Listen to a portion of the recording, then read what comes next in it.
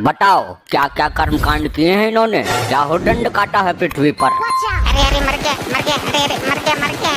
चित्रगुप्त पीछे पीछे पीछे मुड़, अब मार। चित्रगुप्त, जी हाँ प्रभु बताइए। ये क्या मर कर रहे हो, किसको मार रहे हो तुम? तुम्हें मारने का अधिकार किसने दिया? जिसकी आयु समाप्त हो जाएगी वो स्वयं ही मर जाएगा। क्षमा करें प्रभु, पृथ्वी लोक पर मानव इसी तरह क्रीड़ाएं करता है। उन्हें देखकर मेरे दिमाग में भी क्रीड़ा करने का कीड़ा उत्पन्न हुआ है। चित्रगुप्त, ये मर करके कौन सी क्रीड़ा होती है? अगर मारना ही है तो अपने दिमाग के कीड़े को मारो। जी प्रभु क्षमा करें, वो मैं पबजी खेल रहा था। तुम पबजी ही खेलते रहोगे क्या? जल्दी इन अपराधियों के अपराध का पिटारा खोलो जरा। प्रभु ये आगे वाला जो है डाकुओं का सरदार है। उत्तम, अति उत्तम, कुछ पूछो इससे। हे डाकू मानव, तुमने कहाँ तक शिक्षा प्राप्त की है?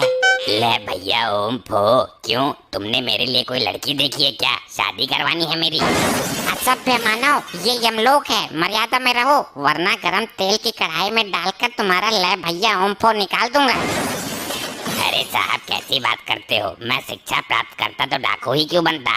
चित्रगुप्त, इसके पापों के बारे में बताओ हमें। प्रभु ये औरतों को लूटने का काम करता है। ये उनके गहने और इज्जत सब कुछ लूट लेता था। इसने अपने जीवन काल में कभी किसी आदमी को नहीं लूटा। क्या औरतों से इसकी कोई विशेष शत्रुता थी क्या? इतना ही नहीं प्रभु, ये स्त्रियों को अपने घोड़े के नीचे रौंद कर उनकी जान ले लेता था। अद्भुत चित्रगुप्त, अद्भुत। हे स्त्री विनाशक, तू डाकू ही क्यों बना? डॉक्टर बनता, इंजीनियर बनता, इंस्टा रील्स पर लड़की बन जाता। अरे साहब डाकू बनने में भी कम रिस्क नहीं है। कितने आदमी थे, होली कब है, कितनी गोली इसके अंदर, बहुत कुछ हिसाब रखना पड़ता है। ये तो है प्रभु, काम तो ये भी रिस्क वाला ही है।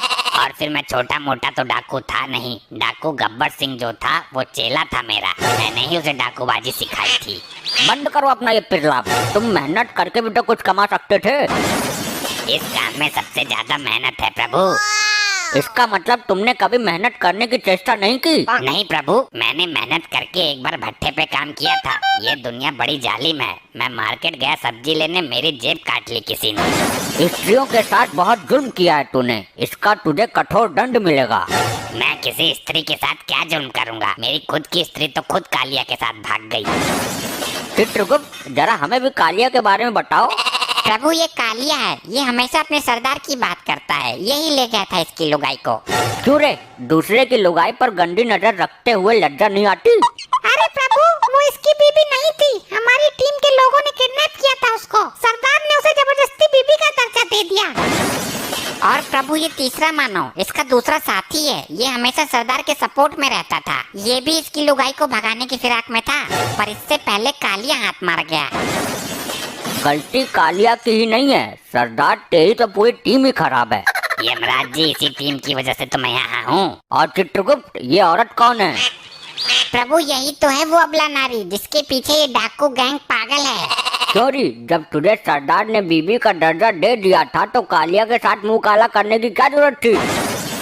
प्रभु ये सरदार तो मेरी जिंदगी का सबसे बड़ा सरदर्द निकला। इस दुनिया का सबसे बड़ा नामर्द निकला। और ये सरदार का सपोर्टर तो कुछ बोल ही नहीं रहा। प्रभु ये जिस वक्त मरा था तब ये भांग की नशे में था। इसे तो अपने मरने का पता भी नहीं है। सरदार घोड़े निकालो, आज गर्ल्स हॉस्टल पर धावा बोलते हैं। देखा प्रभु, ये अब भी भांग के नशे में है। इसे नहीं पता ये मर गया। चित्रगुप्त, इसको बताओ ये मर चुका है। हे मानव, तुम मृत्यु को प्राप्त हो चुके हो। ये नौटंकी कौन है सरदार? किसी राजमहल पर ढाबा बोला है क्या? तेल के खौलते हुए कढ़ाई में डालो इसे, तभी होश में आएगा ये। जो आज्ञा प्रभु। अरे क्या चित्रगुप्त, ये भी कोई तांत्रिक है क्या? इसे तो कुछ हुआ ही नहीं। प्रभु लैपटॉप में देखता हूँ। प्रभु अभी इसके मरने में 2 दिन शेष है। यमदूत इसे पहले ही उठा लाए। यमलोक में हर कार्य समय के अनुसार ही होता है। ये समय इसके दंड पाने का नहीं है। तो 2 दिन में तो ये तबाही मचा देगा। अब तेल गिर गया, इसमें डालो।